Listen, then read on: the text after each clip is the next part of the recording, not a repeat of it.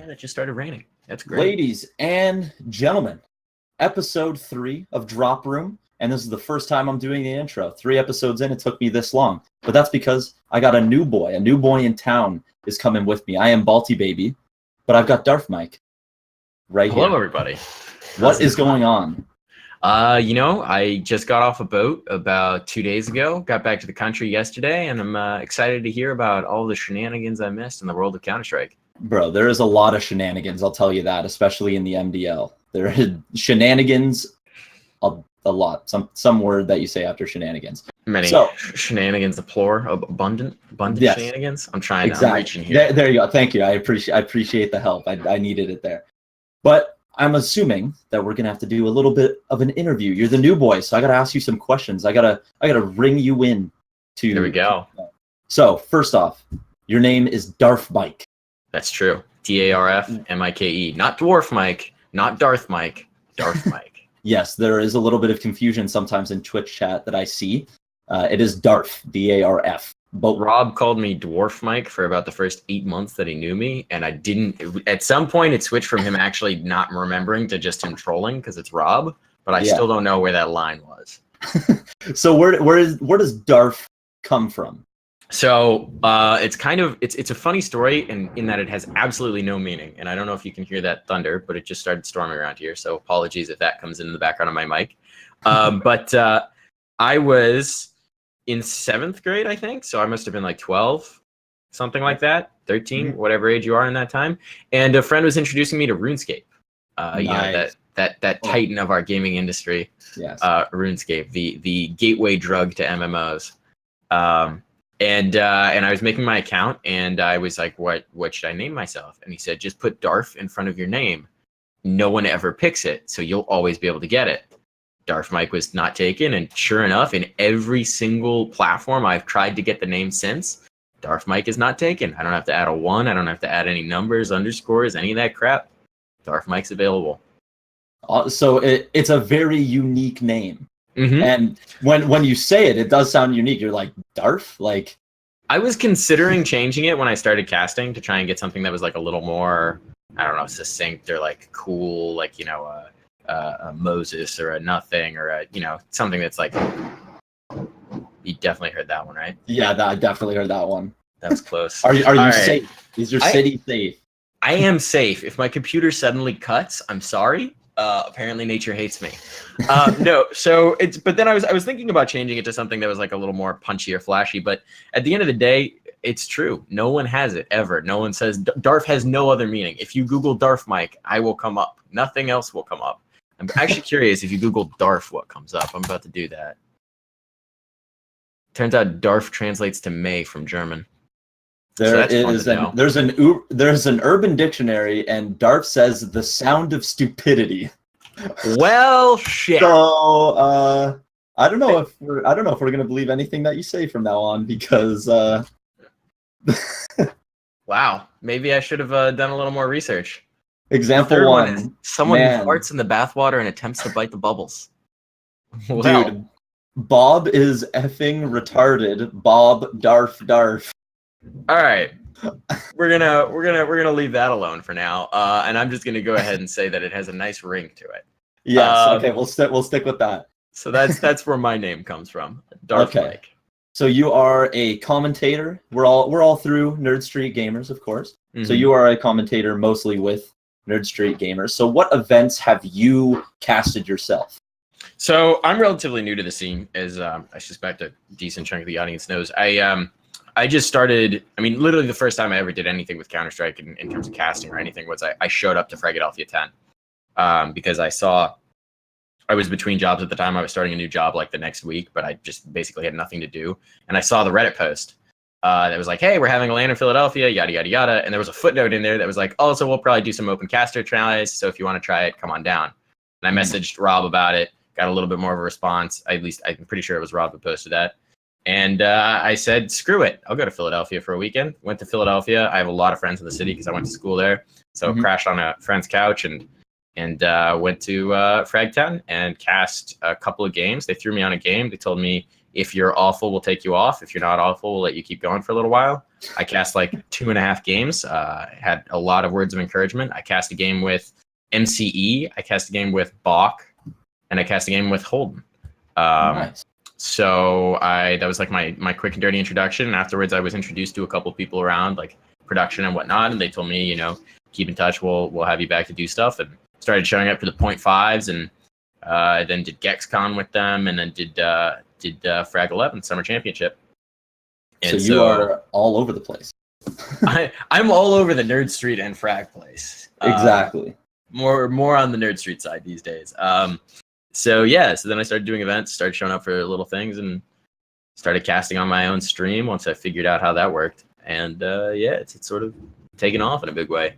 Okay, so what would you say is your favorite event? And I know that when you casted at Chicago, I was there, so you got to meet me, and now you're on my show. You don't have to pick that one, but Chicago was amazing. Chicago was incredible. Chicago was a milestone for me in a lot of ways, both because it's the first time someone flew me out to an event, paid me specifically to show up to that event and cast for them, which was amazing.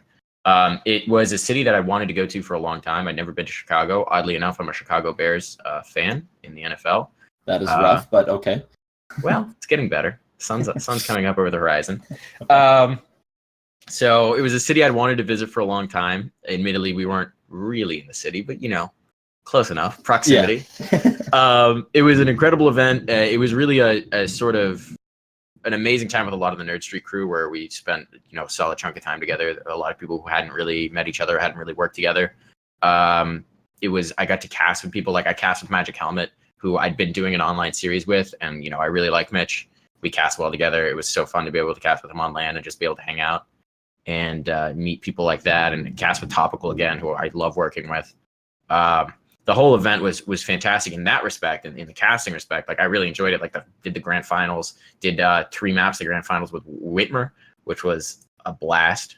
That guy's always a good time. Yeah, I agree. But I also started doing my interviews there, which was really a big step for me, and a big milestone, a big achievement. Was basically before the event happened. We were maybe 2-3 weeks out from the event. I sent John a message. John is the CEO of Nerd Street. And I said, hey, I've been thinking about trying to do an interview series. What would you think about me doing like quick video interviews at Mad City? And he loved it. He loved the idea. So I threw together, I think I had like 10 of them prepped, and I think I wound up getting 4 or 5 off. Yeah. Trying to go through in my brain. That sounds about right. I watched a few. Yeah, so they were really good. That was Dark Talks, and that was really exciting. And that's sort of the direction I'm kind of headed in now, is a little bit more of the content side of things. I mean, obviously I'm here bugging you.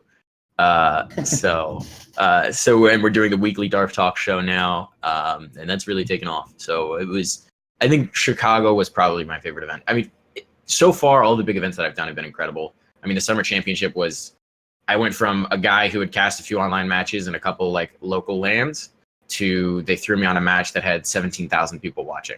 I did the Steel versus Swag match. Okay, yeah. Yeah, which was I was out of my element. I think Twitch chat tore me a fucking new one. Twitch chat was not pleased with me, and I probably deserved it at the time. But it was such an incredible opportunity, and it was to work with Scrawny and Topical and Bach and that whole crowd was momentous. But I think that Mad City was where I started to less be along for the ride and more be like, I'm doing this, and I want to do this, and I want to do this stuff. And so it was a big event for me. I'm going to turn off my air conditioner because I think it's playing in the background. Yeah, come on, bro. We can hear that. Get that sword. Production value! Yeah. Where's the production value? Where's the remote? Got a question. Also, Aloe Broccoli in the chat. I'm burnt because I went to the beach yesterday and I was in the sun for 6 hours with no sunscreen at all, and I burn very easily, as you can tell. My entire body is burnt, by the way, not just from this up. I am a lobster to the highest degree. Yes, I went outside and look what happened to me, bro. Like this is what happens when you're pasty white like me. But anyways, so I don't know where the remote is because oh wait, I found it. Never mind, we're good. While I was away on the boat, my landlord sent me a text. I'm moving out of this place soon, and my landlord sent me a text and was like, "Oh, we're doing an apartment showing this week." So my roommate had to clean my room. So shout outs to him. Shout outs to him. All right.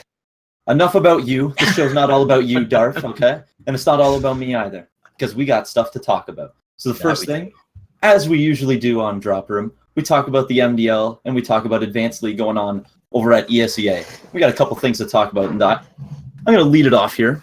So we got MDL. Swole Patrol, a very popular team in the community. We're talking Freakazoid and his brother. We got the Abadir brothers on the squad. They are struggling right now. They're 3-1, which isn't too bad. I know, it sounds misleading. I see your face. I see the confusion. But they looked rough against Azio, or Azio, or however you pronounce that. Azio. It's all kind of the same. They won that game 16-11. It was looking a little iffy for a little bit there. They also lost their first game of the season 16-14, so a very close loss. I'm not going to completely throw them under the bus there. But it's looking a little rough ever since Lil Man came into the roster. Ex-Rush, ex-pro player, Lil Man. So he's come in, and it looks like that we might need to see a little bit more from Swole Patrol right now. Thoughts? So Swole Patrol is an interesting team. I talked to Zelsis 2-3 weeks ago. I had him on the Darth Talks, and we were chatting about their mentality, their thinking, their going forward, what they're trying to do. I found the Little Man swap a little interesting. It was Ryan was removed, and I don't know that I inherently agree with it. Ryan's a young player. I think that he was doing quite well for them. I think that there was room for him to improve, but I think that as a young player in the team where you are the youngest, it's sort of to be expected that you're going to have room to improve, if you will. The idea of bringing in Lil Man as an experienced player is interesting because he hasn't played competitively in a while, and he hasn't played seriously in a long time. I think Zelsa is saying it's been like, I don't know, 8 months to a year since he last played a game where he really cared. Yeah. So there's naturally going to be sort of a growth period, bringing Lil Man into the team where he sort of refreshes and figures it out. The question really, to me, is how much patience is Swole Patrol going to have for him to grow back into the role, and how much patience do they want to have with him? Because, again, you bring in a player like Lil Man, you're not looking to develop a player. You're looking to bring in the immediate impact player to try and get you back. Now, yeah, but it's questionable whether or not he has that immediate impact. Like you said, it's been a long time since he's actually cared. And Ryan, obviously being young, I'm pretty sure he cares a whole lot. I bet getting kicked off of the team didn't exactly feel too good. And don't be confused by Lil Man's ESEA profile. He's not 16 years old. No, he's not. I think he's 28. He's 24, according to Liquipedia. He is 24 years old, turning 25. He says it too in November. So he's not quite older. Like, he's not older than like E-Mode. But like he's significantly older than Ryan is. But I feel like he's hit a skill ceiling, whereas Ryan hasn't yet. He's a known quantity as opposed to an ascending player. Yeah, so I think they were thinking short term rather than long term with that move. Obviously, even the core four, like Zelsis and Silent, Freak, and Cooper, like they're all good players. They can do fine any day of the week.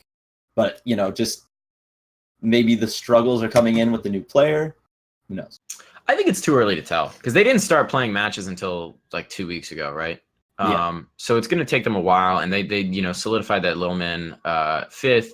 They're figuring out how to play together. This is one thing that was interesting about Swole Patrol last season, and just sort of since this iteration of the rosters existed, is they transitioned from being a really puggy team, like a really aim-based pug aggressive team, to a much more thinking team, and then they transitioned sort of out of that. One thing, again, when I spoke to Zelsis, that he talked about was that whenever they feel like they're getting stale, they just shuffle all the roles. So I think Cooper is calling now. Freak was calling for a while initially. I think that was when they were a really aggressive team. Then Zelsis was calling, and I guess Zelsis felt he was trying to remember. It was either Freak was too slow and Celsius was too fast, or the other way around. Yeah. And then Cooper's sort of the middle ground for them. But I feel like it's a little too early to tell. And again, I mean, I'm looking at this. They 16-6 Squirtle Squad. They 16-3 Subtle. Azio is not a bad team. That's Maui Snake's team, right? Yeah. And they recently went through a shuffle themselves. So it is surprising to see that with NyQuil coming in.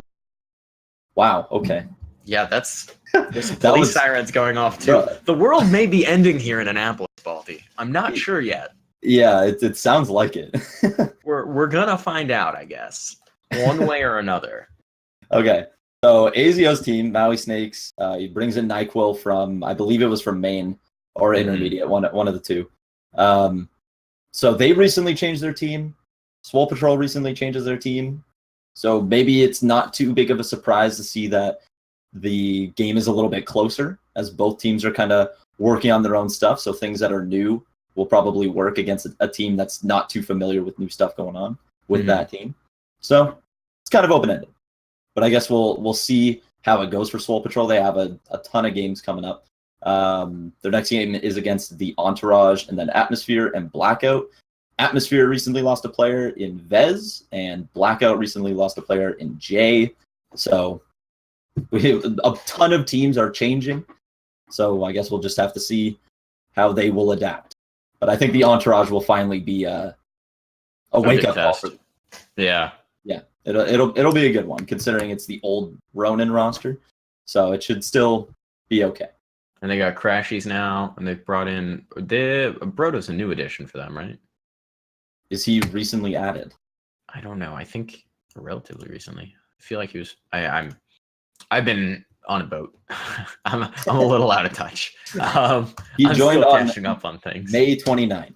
So He joined on May 29th. Okay, May so he's 29th. half a month.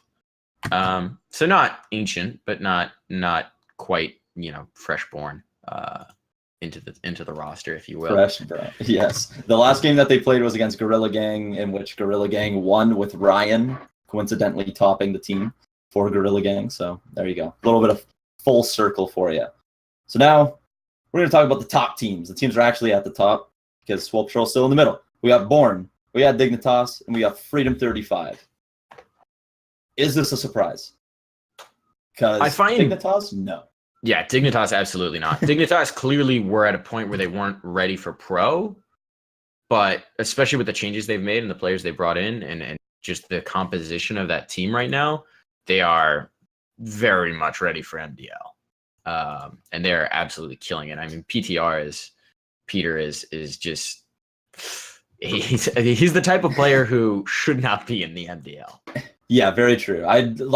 I feel like he's on like the lower end of the professional scene, but he's still a level above the MDL. He's like in that weird, what's the term? It's like purgatory. Yeah, no, absolutely. Your career's almost dead. What? It's like the half step, right? Like you're not quite ready to climb the mountain, but you're stuck in the valley. You're at the snack bar below the ski lift. Yes. So then we got Freedom 35 and we got Born Esports. Born is obviously a new organization that comes out of nowhere, much like many MDL sponsoring orgs come. Mm-hmm. But Born is probably the most recent one. Well, they're gone already. They're gone already? I saw ZNF. Hold on, I'm going to pull this up. I'm pretty sure ZNF posted a tweet today that this was like their last day playing under Born. Wow. So after a very strong outing already, they're already 6-1. Today was literally today, 3 hours ago. Today is our last day playing under Born. Hold on, I'm going to link this to our producer. Wow. Put it in there, Griffin. Shout outs to Griffin. Yes, we love you, Griffin. Today is our last day playing under Born. We are looking for an org representing Qualies, MDL, and LANs. We are currently in first place with the exception of Dig. Retweets appreciated. We will be called. So they're back to normal people in Ruston. Normal people and Rusted. I like that name. So coincidentally enough, this will be the last day for E-Mode before he retires. I've heard. Yes, retires. This is legit. So he will be quote unquote done playing with really old people, but apparently Born Esports will be really done with their roster, or their roster will be done with their org. Don't know where the discrepancy lies within that within the talks of the teams, but they clearly don't want to be represented, or Bourne doesn't want to represent them. I can't understand why. They're already 6-1, so they're doing all right. But it's probably all about that cash flow, as it usually is in MDL. And as I do, look at my hands, bro. Oh my God! Look at that! Very Look at red. that line. Is that a wow? Wow. Yeah, bro. Do you have some aloe vera? I've got some somewhere. I can need some mail it aloe to you. vera, bro. That is it's Go to your bad. local pharmacy, buy a tub of aloe vera, and just bathe in it. Just bathe in it. Sleep Dude, in I'll- it tonight. I could walk into any store, they'll just give it to me for free. They'll be like, Start just throwing get out. it at you. Yeah, you're scaring the customers away. Oh dear God. So Bourne Oh. Esports, they're coming off a loss to Freedom 35, who is also at the top. So the teams that are at the top are only losing to the teams at the top. So clearly we have a very kind of set in stone set of teams at the top here. So Bourne Esports. However, it is a little bit surprising to me, though. Last season, Bourne Esports was known as just looking for org. They didn't have anybody the Mhm. entire season. They Mhm. brought in Ian Hardy, aka One Modem, and The man of the They're- match himself. the man of the match, bro. Like, and now they're playing out of their minds. And I don't Sometimes know. you just need a little wide swing king in your life. yeah, but I want to know where it ends, because I feel like it is One Modem really like the key to this roster. Like from last season, looking for org, they don't play like two out of their minds, and then they bring in Ian, and now it's all different. Here's the thing about a player like, and this is admittedly, this is sort of maybe conjecturing a little bit, but here's the thing about a player like Ian, and I'd be interested to talk to some of his teammates about this, previous teammates as well. Even if it's his individual play in the server that doesn't necessarily bring about a huge change in a team, he's a hype player. 100%. Yeah, I mean, you were at Chicago, you watched him play on stage. Yeah. That man gets loud. Yeah. So I can see how bringing that kind of chemistry into a team, even if, you know, his individual fragging or his individual play isn't the absolute key to finding something, can elevate a roster. And I'm looking at their last victory, and he led the scoreboard. Let's see what he did in that loss. No, he's about middle in their loss. So Nobody over 10 RWS in that game. yeah, that's a little rough. But But yeah, the I mean, thing he's playing is well though, for them. like I like him. Like I like him as a player. I like him as a person. I think he's a great guy. Mhm. But I think he's also a double-edged sword. As somebody who is kind of that hype man, he's also emotional. kind of that depression man, where if things aren't going his way, or like individually or as a team, it's like sometimes he doesn't step into like the yo, let's do this, guys. Like we got to get through this. Like stay pumped up. Like when I saw him on stage, I did see the emotional Ian come out. I saw the change his Twitter picture to a just black. Like I saw it. I've seen it happen many times, at least online. Now I got to see it face to face. It's a double-edged sword. If you don't have your hype man hyping you up, then it's just bringing everybody down, and it did that at that event. So He does have a bad case of the emo tweets sometimes. yeah, and it all comes out of us sometimes, but more often than not, my boy Ian gets a little bit of the QQ going on. This is my PSA to all young kids watching this, young Counter-Strike players. If you put it on Twitter, it's gonna be there forever. Until you delete it.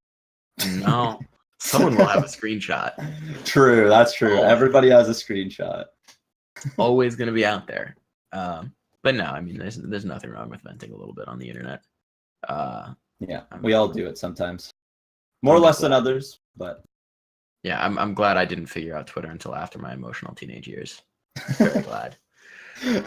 all right. And then the last team that's at the top that we're going to talk about here, unless you really want to delve into Bravado, because I hear you got a little spicy info with Sonic coming up. But we will talk about Freedom 35 right now.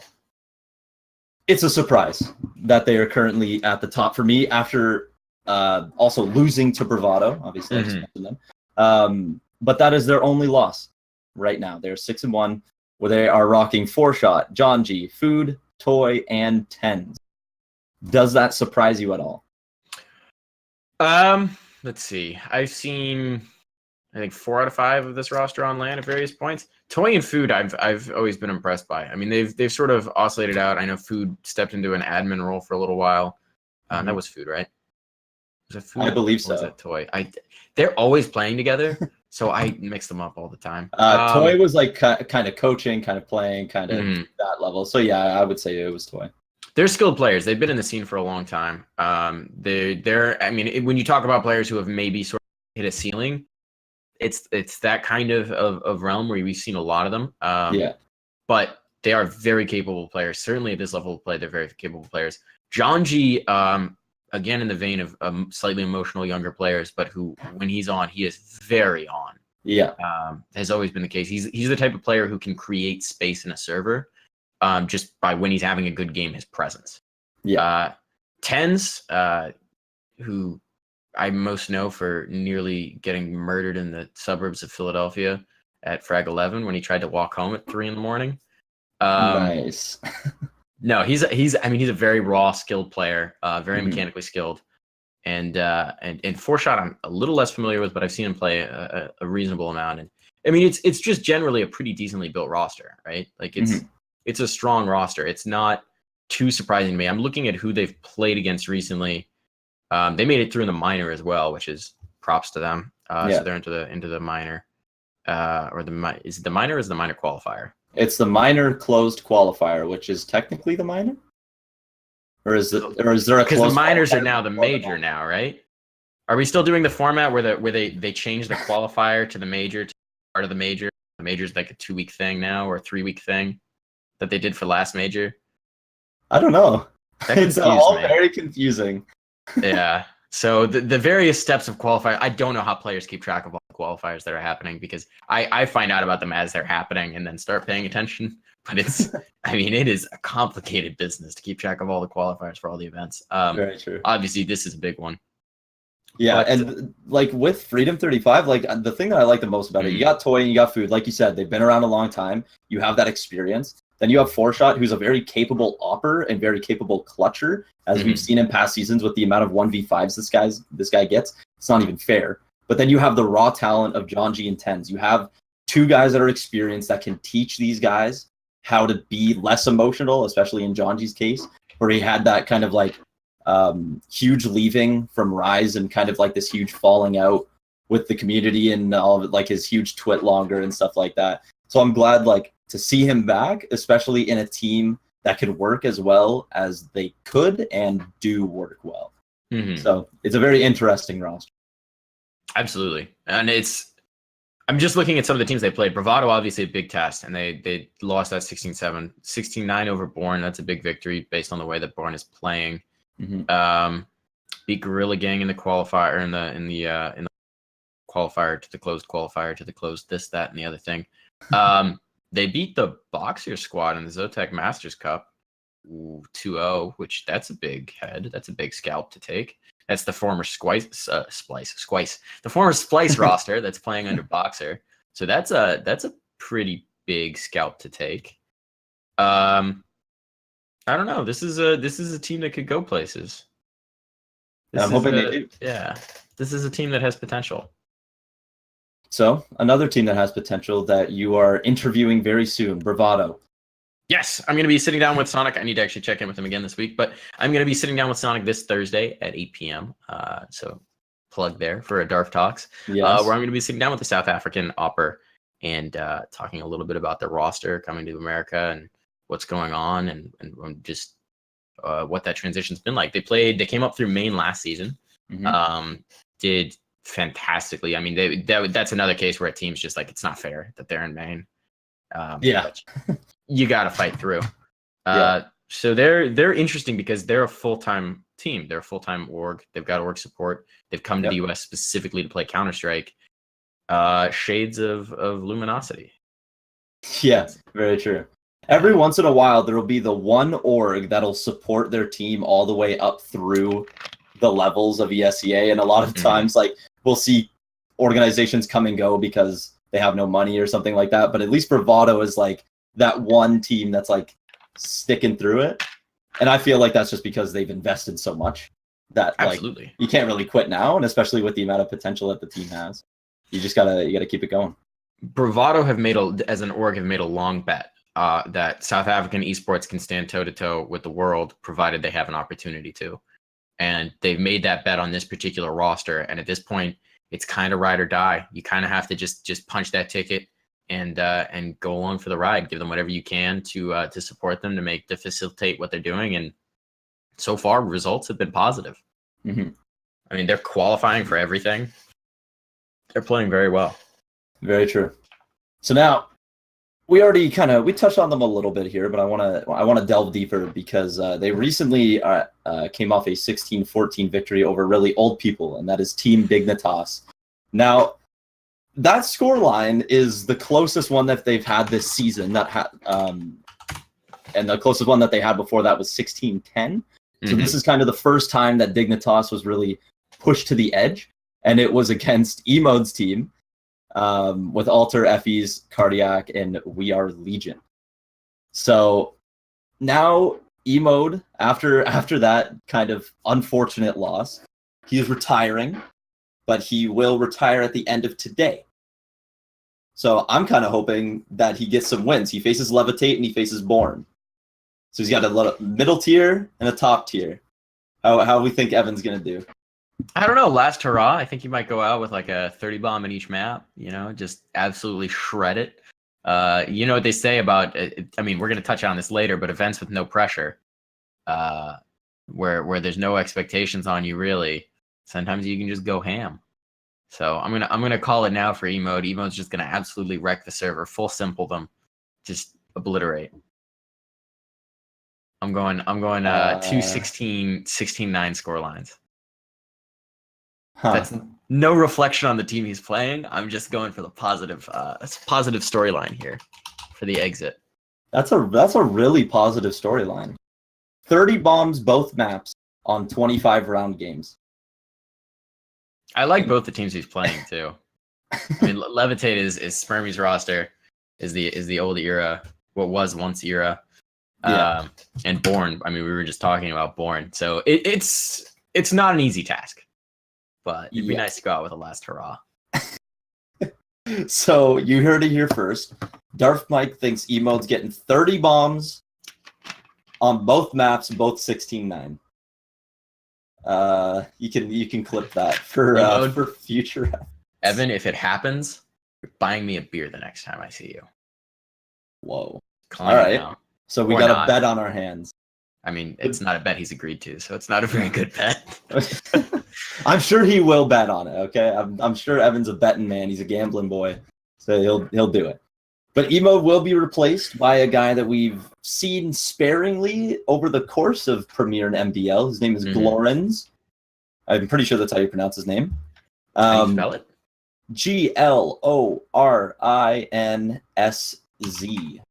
or Z for all the Canadians out there. Oh yeah, Glorins. So yeah, like he's come and gone in MDL and Premier back when he was playing, when it was known as Premier. So he's been around for quite a while. I think he'll. It's not even like a Lil Man level of experience. He's just been around so long, and he's played at this level so long, but he hasn't played for a little bit. So I kind of summer in MDL. Did he? Adaptation, were they in MDL at the time, or were they in? No, because they came up. Maybe he was playing main. He might have been.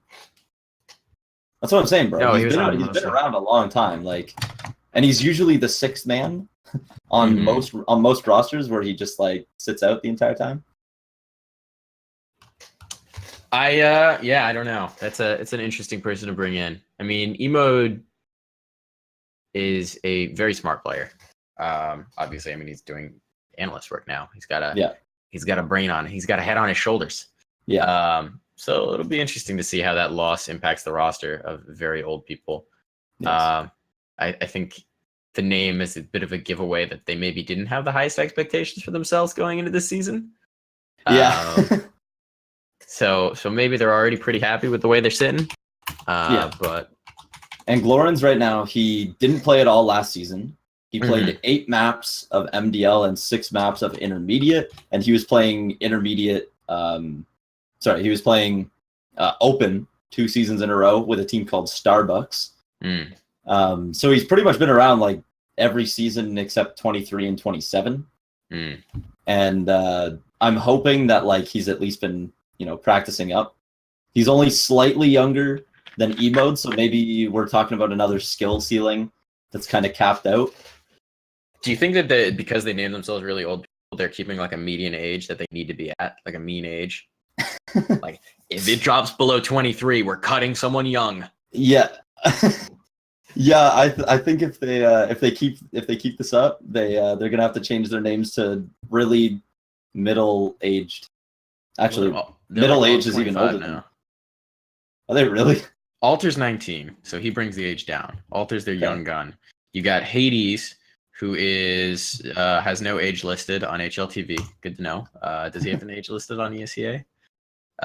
Everyone else, Effie's and Cardiac at 25. You're bringing in Glorens, who's also 25. So okay, and Hades is 27. Hades is 27. Okay, so we're keeping that age up there. And Effie's age is 100 on ESEA, so he really brings the age up. He's up in your average. Yeah, up in your average in an aggressive manner. Yeah. So I think they can hold on to that. I mean, 25 by MDL standards. It's a year older than me, so I'm ancient by MDL standards. But you got to keep that age up. Yeah. All right. So we've talked about the top tier. We've talked about the really old people right in the middle. Now we're gonna go right to the bottom. No wins yet in the MDL. 46-2. The Mexican-American hybrid of sorts. And they have yet to win a game. This is expected. Oof. I'm not trying to be mean. I'm just saying your team doesn't look that great. They came out open. Yeah, so basically, like, it's the Mexicans that were with Quetzal, however you pronounce it, with Secret Agent and Spader. And now they're bringing in American guys like Cobra and Stay Frosty. And they have a new Mexican guy named Gonak, who I'm pretty sure only Mexicans would be familiar with, because it's not something I was familiar with. And I usually know most people at this level, and he was a name that I did not recognize. So I think that was more of a, like, just purely, hey, we have another Mexican friend, let's add him. Yeah, someone who's available to play these games, someone's available to play on this ping. What is their ping, generally speaking? I haven't actually gotten a chance to watch one of their matches yet. What are they playing with? I mean, it can't be that bad. They prefer Texas servers, so it's not like it's going to be too terrible. Yeah. I'd imagine maybe somewhere in like the 80s. Yeah, 60. I mean, even to Texas, depending on where they are in Mexico, I guess 60 isn't unreasonable. 50, 60. So that's not that bad. Yeah. So, and then last but not least, Stellar, a very talented MDL player, is now playing for Hentai Hooligans in Open. You hate to see it. Like, bro. You hate to see it. I hate to see the talent just leave again. Such a bummer. I saw him on LAN at the Nerd Street Showcase LAN, actually. Shout out to Nerd Street Showcase LAN in Philly at the last local host LAN. He and AGM were playing on a team called Squirtle Squad, of all things. So that's a bummer. That's a bummer. I don't know what the story is behind that. I might sort of make some inquiries and see if there's a little bit more to the table. His tweet was not having fun anymore. So I guess the motivation wasn't there for him. It just, whatever happened, the joy of the game went out for him, and he decided, screw it, I'm out. But it just doesn't make sense to me. Like if you play at such a high level, you'd think that you want to play against other teams at that same level, but just going down to Open and then just smacking kids, like, where's like any sort of progress or any sort of like fulfillment from doing that? It's such a bummer too, because I mean, they made playoffs last season. Yeah, you know, they made playoffs last season as Iceberg, who weren't not Berg. They even Iceberg, not Berg. Yeah, they even went to the round of 4 in playoffs, so they won their first playoff match, and like they didn't make it to LAN, but still, you're right knocking at the door of making LAN. They had 2 chances to make the LAN, to have a shot at relegation, have a shot at Pro League. How do you go from that to saying I just don't want to play anymore? Yeah, it's just like it's kind of like a slap in the face to his teammates too, because somebody of that talent, like now you got to try to replace that, and I don't think they're gonna match it unless they get somebody like PTR, like from Dignitas, like somebody who bridges the gap between MDL level play and pro play. So finding somebody in that middle ground, I think is going to be really difficult to find. Well, they're bringing in the legend right now, stepping out of the coaching chair and into the player seat. You got the absolute legend, AGM, Michael Aboud. Yeah, full fragging master. AG, I love you, buddy. You guys got to find somebody quick though. You guys so gotta find pessimistic. I'm sorry, like it's not gonna work. He bro. top like, fragged against MDL jammers. No. He was plus 10 on the kill. 22 and 12. No. 1.51 rating. No. No. You're not a believer. AGM, I'm not a believer, bro. I appreciate you, AGM. I appreciate you too when you're coaching. No, it is interesting too because Mike had made it. I mean, I again to AGM. He was the first of the Darth Talks that I did on Twitch, the live ones. So I spoke to him about the transition to the coaching role, what he thinks about the coaching role, things like that. I would be surprised if he's doing this willingly, in terms of coming back as a player.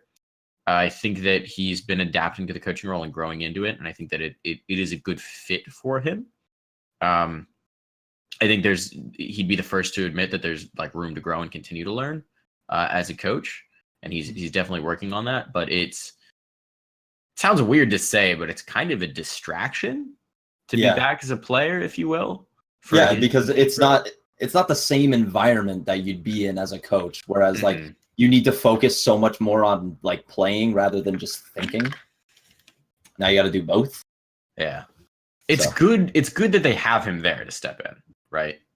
Yeah, I think so. But I think that's the case with any coach. And I think especially mostly in the pro scene, I think less so with Zeus, but I think we've seen it with many pro teams as well, that like when your coach steps in, it's usually not going to go that well. I don't know if you've ever seen Envious, or I guess old Envious, when they used to play with Next. That was an abomination. We're talking like 3 frags max at the end of the game. Like, that was when RPK went down, right? I think so, yeah. Where he stepped in. I mean, that was just a terrible situation. He had no expectation of doing anything in that. But it's aggressive. It's like when Pitta was on CLG. That was also terrible. It was not a good look. Yeah. Not a good look. Coaches moving into the player role is usually not that great of an idea. It's a shame too, because I really like this roster. Yeah, for sure. But then they just got to do that. You got to lose a star player too. Stellar was. Hey, maybe AGM will just become the star of the team. You never know. I'm buying stocks.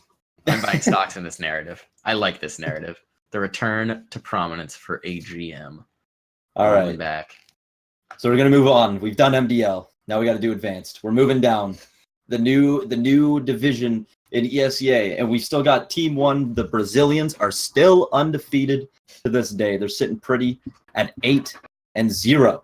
They just came off victories beating Big Frames. That's Nerf's team. And they also defeated the other undefeated team, Glaucoma.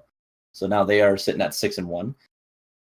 Their next games are against 2 more top 5 teams. You got Pug Life and you got Mentality. I really hope that Team 1 gets knocked down a little bit. Like, not a lot. I hope they at least go like 1-1 here. And preferably Pug Life wins. Because I don't know how much you're focusing on the Advanced League, Darth.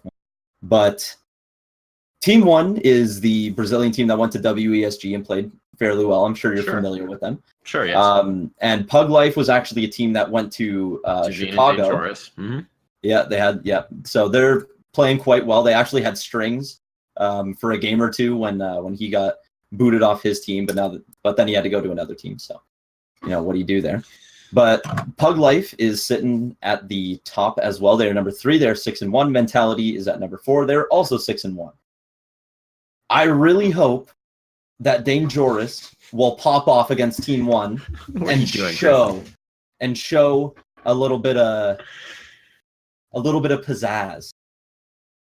Yeah, I could see it happening. Pug Life is every time I see Pug Life, particularly when I see Pug Life on LAN, they're a better team than I thought they were. I took notice of this team, not just at the actual Chicago LAN, but they competed in the online tournament, and they were, I think, our runners up.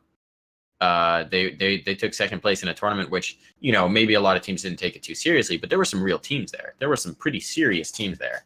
Yeah. So Pug Life did significantly better than I expected them to in that online tournament, and then they really did bring a lot of that play to LAN. I was impressed by that squad. So I would not be surprised to see Pug Life be able to knock that team off. And then Mentality Esports, the player I'm most familiar with that on that team is Droid. Yes. Seen Droid play a few times. I do like Droid. Let me see what who else is on that roster right now. Before Advanced came into play, Droid was kind of like one of those like mainstays of Maine, where he would always play at like a decently high level. So I'm kind of glad that he's continuing that 6-1 currently in Advanced. So he's playing pretty well. They also have a guy named KMZ. KMZ's legit on that team, and last week his stats were astronomical, like stupidly amazing stats. So he was definitely carrying this team as well as Droid, and even right now, like his stats are pretty impressive. He rocks over 101 ADR across 129 rounds. He's rocking a 15.66 RWS after 129 rounds, and he hasn't actually played a lot of rounds. Unfortunately, a lot of the teams and players are at about 190 to 200 right now, so he's not quite getting up there. And I think that's just because he hasn't been playing with the team recently, which is very unfortunate considering how good he is. So KMZ and Droid definitely carrying the squad. Pug Life, Dane Joris, and Crux is actually really good as well. Good Canadian lad, such as myself. So always got to support that. So out of Mentality and Pug Life, who do you think might be able to get a win on Team One? I think it's possible that either of them do. I mean, obviously both are coming into it as underdogs, but especially with online CS, at the end of the day, it's kind of if someone's feeling it, if it's somebody's day, if somebody's just having a game out of their mind, if a squad's having a game out of their mind, you never know. Now, Team One admittedly has the advantage of a whole lot more support, more org support, more stability, more dedication to the game, just in terms of being a defined, definite team that has rosters that sign player and cut players and that kind of a thing. Yeah. So they are the heavy favorites in any match that they're having at this level of play. This is, again, a team that probably really shouldn't be in main at this point, or advanced. That really should be competing with the likes of the Mountain Dew League in terms of just the support that they have. But it's online CS, you know? So I'm going to call it for... I don't know. I'm going to call it for Mentality. Mentality pick. KMZ was actually, so here's my baseless bit of conjecture, right? I'm gonna start a rumor. I'm gonna start a spicy rumor here. Okay. We were talking about Squirtle Squad and the empty spot. Keep an eye on KMZ, because KMZ played the Philly LAN with AGM and Stellar. So they've played together. So I don't know what the verdict was on how they enjoyed playing together, but he's a very talented guy. He's an ascending player. And I don't know, maybe if they were impressed with him or if AGM was impressed with him at Philly, maybe that's an eye to watch, a name to watch, rather. Very true. Somebody clip that. We started a rumor. We need it at the top of Reddit right now. So clip that and get it going. So everybody's favorite advanced team. We're moving on from those top boys because we got to go down to the bottom of the barrel.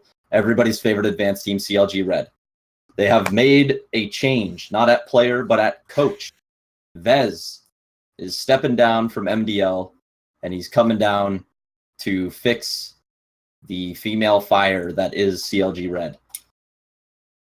They started off 2-1, so everybody was like, all right, CLG Red could be legit.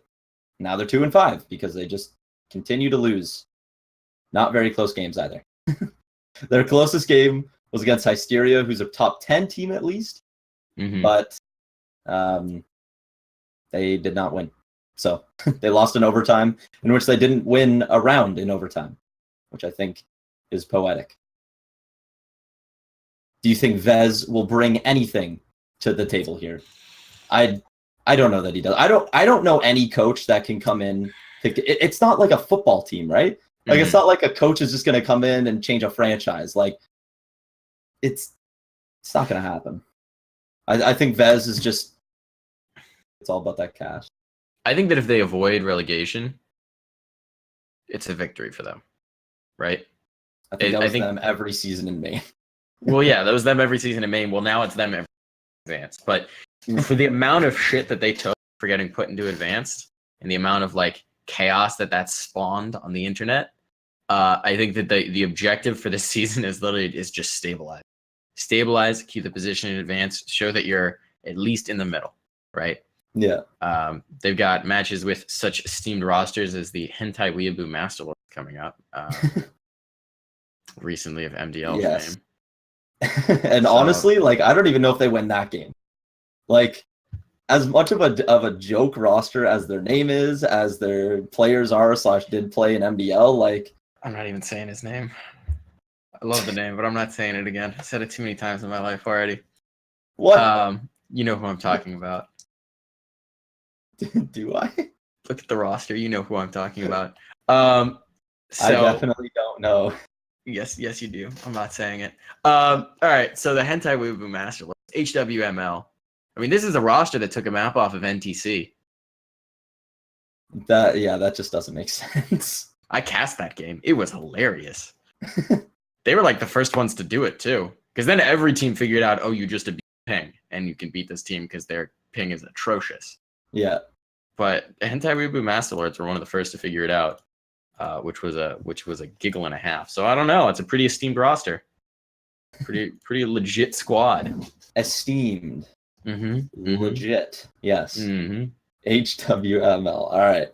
So Vez, I don't think he gets CLG Red on track. I don't think he outfoxes the Hentai Weeaboo Master Lords. I think they will use their hentai powers and just tentacle strangle CLG Red. Oh God. And then the last thing, this is actually more so in just ESEA news in general. They are instituting a blog for no purpose. Like their front page they don't need this. It looks prettier than their front page. Their front page is I mean, ESEA does wonderful things. I don't know that they have the best website in the world. They don't. It's a mess. I know Topical has been he said like, man, I wish it was faster. Like sometimes it's a little slow. I'll admit that. And now they institute this new blog, and it's just like, why? Why don't you just put all of your stuff on the front page in its little box? I don't know. Yeah, it'll be interesting. We'll see. They're trying to. ESEA is putting a lot of work into trying to change their optics. They have at this point a lot of negative rep with a lot of people. Some of it deserved, a lot of it sort of irrational. I would say a lot of it irrational, but you know, what have you there. So they're trying to freshen up the look a little bit, pretty it up, change things, change the way they represent and interact with their community. I mean, they brought on Bach as a community manager fairly recently. They had Bach, but they gave him another hat. Man has a lot of hats at this point. Possibly too many. It's a lot of hats. He's just like, bro, I wish I had less hats. I don't know. All right. We got about like 10 minutes left, so we're gonna try to bust. Oh, jeez. Yeah, I know. We've been going right here. We've been rambling. Yeah, exactly. So we're gonna talk about how I'm not gonna pronounce this correctly whatsoever. So if you want to correct me, you could go for it. But Belo Horizonte is how I'm gonna say it. It's like Belo Horizonte. Belo Horizonte. I don't know. I watched a YouTube video before this started trying to learn how to pronounce it. I got nothing. We'll go with Horizonte. I'm glad that video did not educate you. I forgot already. Didn't take long. So did not take long. In the grand finals of this event, we had FaZe and we had Mousesports, which doesn't sound like anything crazy. Doesn't sound like it should be unexpected. But FaZe was playing with Norwegian Kroman, and Mousesports was playing with good old American boy Nothing. In the grand finals, in a best of 5, and it went to all 5 maps. That is ridiculous. It was a great finals too. Like, It wasn't even like sometimes you watch these finals and you're like, the best Counter-Strike is behind us in this tournament. But no, that was because I was flying back yesterday and I got home and I watched I think like 3 maps of it and it was pretty legit. which is insane to me, but it doesn't surprise me that FaZe came out with the win. I'm just surprised it took FaZe this long. Mhm. It took them all 5 maps with Chroman, and I think objectively, Chroman is a better player than Nothing. I think Chroman obviously is playing more professionally within the past 6-8 months than Nothing has, especially since he's playing in Open right now. So it's not like he's playing at the highest level of competition. Chroman's been standing in for a lot of teams, so obviously now that he's standing in for FaZe, this isn't anything new for him to just come in and play for a new team for a little bit, for a tournament. But I just think it's insane that they actually managed to get to the finals. Like Nothing versus Chroman in the finals. That doesn't make any sense. Like It's kinda hard to- that headline. It's wild. It's a wild world we live in. But it kind of harkens in a weird little way to one of the things we were touching on earlier, which is the ascending at talent versus the sort of leveled off, plateaued, descending talent, if you will. Nothing is at a much later point in his career than Chroman is. So it's kind of interesting to have those two as different kinds of stand-ins. Chroman is a player who's really, his stock is up and up and up. I mean, this is going to skyrocket him. If he doesn't stick around with FaZe for a while, man's going to be getting offers. Sure. Man won a 1v2 with no ammo. It's wild. Nothing is, I mean, apparently Nothing just owns Brazil because the last time he was there for a tournament, they won it. Yeah. And then he's been an analyst / streamer for a year. And he comes back and he makes a grand final. Which is, I don't even know if that's poetic. That's like story. Like that's a fairy tale story right there. One of my questions, question that I'm going to pose to you is, does this say something about these rosters in terms of their skill to be able to play with stand-in at that level? Or does it say something about every other roster that was at that team and that is in the scene right now, that they're playing sloppy enough Counter-Strike, or they're playing not disciplined enough Counter-Strike, that with their full 5, they couldn't topple 2 teams with stand-ins? I think it's a little bit of both. I'll be fair. Mousesports and FaZe are both amazing teams. Oh, yeah. But like when you look at like the team that used to be on top, undisputed, no question about it, SK, they bring in Stewie, and they aren't great. Like against SK, Nothing popped off. Like he made them look silly, and it makes you question like, should they really have given up their other Brazilian to bring in Stewie? I didn't like the change right at the start, and even now after they've lost all these times, I still don't like it. I think that the thing about SK that I've always thought is their best aspect, despite having some of the greatest players in the world, their best aspect was always their team play. It was always the way they played as a unit. Even when Cold was the best player in the world, like no dispute, the reason he was allowed to be the best player in the world was the way that team played. Yeah. And so I think they're very much still figuring out how to integrate Stewie into the lineup and to have that communication come back. And I think that causes trouble. Yeah, it's unfortunate, but I think it really is an example of just how the landscape is right now. And just how like these two teams are so good that they can play with a stand-in and go to a full 5-map series. Like it's just an example of how It's incredible. Yeah. How kind of, I don't want to say bad the rest of the teams are, but they're just not at the level that they used to be, that they can just compete against that. Yeah, strategy and team play are less in focus, I would say. It's a lot more raw skill, aim, and it's interesting that a lot of the tactical aspects have sort of dropped off. Yes. I know some analysts have been talking about, or have been posting about and talking about how the constant saturation of tournament schedules doesn't allow as much time for practice, which by nature degrades the amount of strategic planning you can do. Yeah. So I think it'll be interesting to see if that trend continues, or if it sort of starts to swing back in the pendulum. So we'll see if we're going to see a ton of individual play or strategies when we move on to Fragadelphia. It's coming up soon in August, but we have the Summer Sizzle coming up very soon. And me and Topical touched on this a little bit last week, but it's coming up. We got $1,750 for the first place winners of the Summer Sizzle, $1,000 for second place, and $500 for third place. So signups are live. You can go to Fragadelphia.com. Literally the only thing on that right now is CSGO sign up and Battalion sign up. So, I mean, if you want to play Battalion 1944, I'm looking at you, Lex, then you are good to go. It is a partnership with Pregame. They have their Pregame is mostly known for their Faceit hub that they have right now, much like Dust 2 and Mythic have their Faceit hubs. Pregame also has their Faceit hub. It is which is co-owned by Maestro, who also plays for FAM143, their academy team. FAM143, the team in MBL. They also have an academy team in which Maestro Mike is also a part of. And as you can see on your screen right now, we have the Fragadelphia Online picture right there, so you can contribute to the prize pool if you wish to. All you have to do is do a bunch of like, follow this account, follow that, follow this, do whatever. You know, you Help can do him that. out. Yeah. Help a brother out. You follow DreamHack, you can contribute 20 cents to the Summer Sizzle. I think that's a pretty good deal right there. That'll help out significantly. And if you want to volunteer, you can volunteer. They need observers, admins, casters, and content creators, of which me and Darf are both content creators, and we could very much volunteer if we wish to. Sounds like a decent time. if you're up for it, Mikey boy. I might find myself that way. I'm not sure yet. Yeah, I might be there. Might be there with a microphone and a camera, sticking it in people's faces. We'll see. Hey, I'm Darf. Want to do Darf talks? I'm talking to you. Like, just get right in their face about it.